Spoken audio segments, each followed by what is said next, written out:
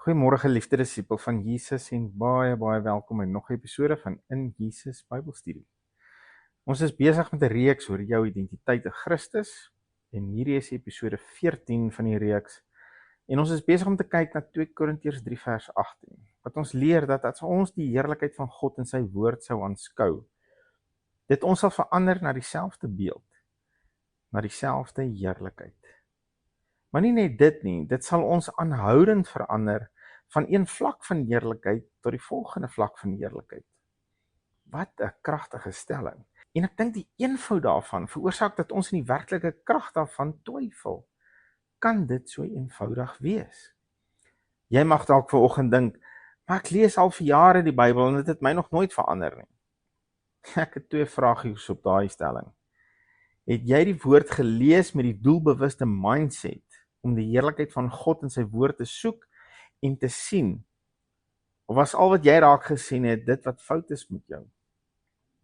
En het jy geglo dat die woord van God het die mag en die krag om jou te verander na die beeld van God? En ek vra dit nie om jou te laat sleg of skuldig voel nie. Ek vra jou sodat indien jou antwoord op een van hierdie vrae nee was, dat jy dit kan erken en jou manier van kyk na die woord kan verander. 1 Petrus 1 vers 23 sê dat jy is wedergebore deur die woord van God, wat 'n saad is. Kom ek lees hom gou net vir ons. Want julle is wedergebore nie uit verganklike saad nie, maar uit onverganklike, deur die lewende woord van God wat tot in ewigheid bly. Die wedergeboorte van jou gees het gebeur omdat jy 'n woord geglo het. Jy het 'n belofte vanuit God se woord geglo. En Petrus noem dit onder leiding van die Heilige Gees 'n onverganklike saad. Die woord van God is 'n saad, 'n lewendige saad. En as daardie saad die almag het om jou dooie gees te kon wederbaar en een te maak met God se gees, dan het daardie lewende saad verseker die almag om jou gedagtes en vlees te verander om soos Jesus se gedagtes en optredes te lyk. Ek luister ander dag na 'n preek van pastoor Tafara van Five Hill Church en hy maak hierdie kragtige stelling dat wanneer ons van Jesus se wonderwerke in die woord lees, ons moet begin om onsself met Jesus te vereenselwig en nie met die persoon wat kom vir genesing en bevryding. As jy byvoorbeeld lees van die vrou wat aan bloedvloeiing gely het, sou dit nie meer van pas wees as ons onsself eerder vereenselwig met Jesus as met die vrou nie. Sou dit nie meer in lyn wees met 1 Johannes 4 vers 17 wat sê, hierin het die liefde by ons volmaak geword, dat ons vrymoedigheid kan hê in die oordeelsdag, want soos Jesus is ons ook in hierdie wêreld. Want soos Jesus is ons ook in hierdie wêreld. Want soos Jesus genees het, so kan ek genees in hierdie wêreld. Want ek is soos Jesus. Sou dit nie 'n akkurater manier wees om na die evangelies te kyk nie? Is dit nie presies in lyn met wat 2 Korintiërs 3 vers 18 sê nie? En terwyl ons almal met onbedekte gesig soos in 'n spieël die heerlikheid van die Here aanskou, word ons van gedaante verander na dieselfde beeld, van heerlikheid tot heerlikheid as deur die Here wat die Gees is. Wanneer ons die heerlikheid van Jesus aanskou, word ons verander tot dieselfde beeld van Jesus. Want soos hy is, soos ons ook in hierdie wêreld. Kyk wat skryf Paulus onder inspirasie van die Heilige Gees in Efesiërs 4. En hierdie gaan jou wêreld 'n bietjie skud. Hier's van vers 11 af sê hy, dis my as herder en leraar van jou se verpligting om jou toe te rus, sodat ons almal in eenheid van die geloof kan wees.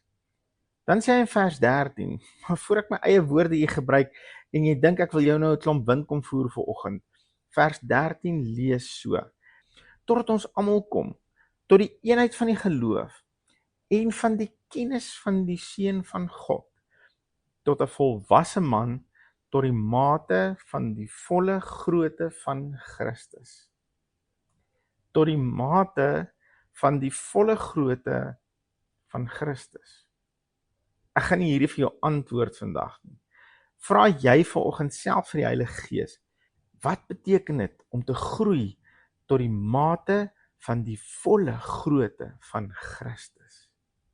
Luister mooi, die vraag is nie of dit moontlik is nie.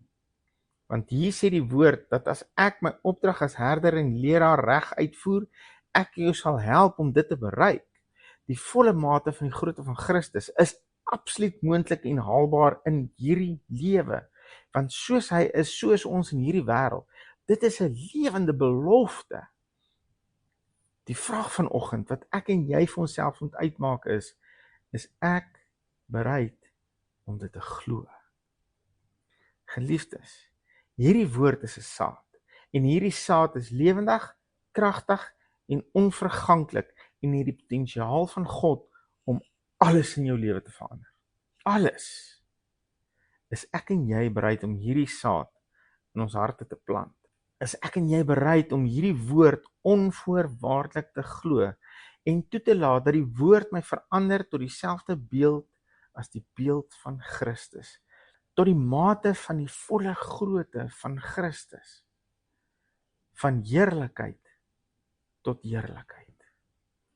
Kan jy saam met my vanoggend hierdie woord gryp en sê, Here, ek wil hierdie saad die geleentheid gee om tot die volle mate van Christus in my lewe te groei.